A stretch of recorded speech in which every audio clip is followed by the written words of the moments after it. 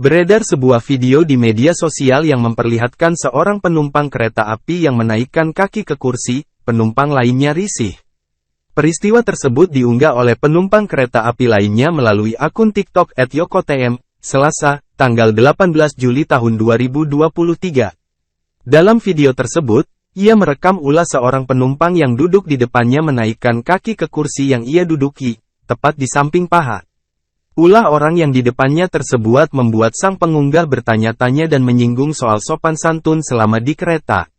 Serius nanya emang biasa ya di kereta api kayak gini? Dengan eloknya dia meletakkan kakinya tanpa ada ngomong apa. Kalau tadi orang tua masih aku maklum.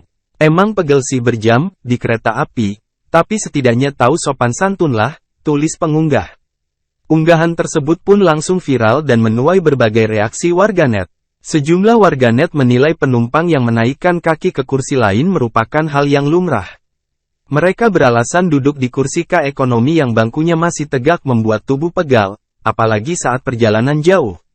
Selain itu, warganet justru meminta pengunggah untuk membeli tiket K kelas bisnis atau eksekutif bila tidak ingin mengalami hal demikian. Vice President Public Relations Kai Joni Martinus mengimbang agar penumpang saling menghargai dan menghormati.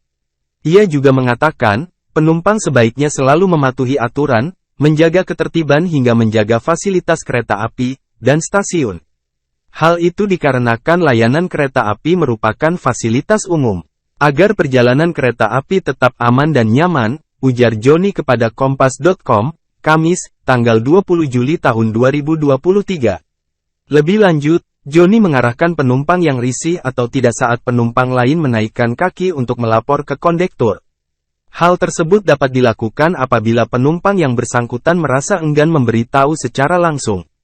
Jika enggan memberitahu secara langsung kepada penumpang yang dirasa mengganggu kenyamanannya, pelanggan dapat menyampaikan kepada kondektur yang bertugas untuk menegurnya, saran Joni.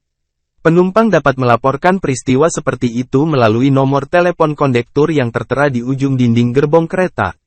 Kai berkomitmen untuk terus memberikan kenyamanan kepada pelanggan, serta selalu mengutamakan keamanan dan keselamatan perjalanan kereta api dalam setiap layanannya, tandas Joni. Terima kasih sudah nonton, jangan lupa like, subscribe, dan share ya!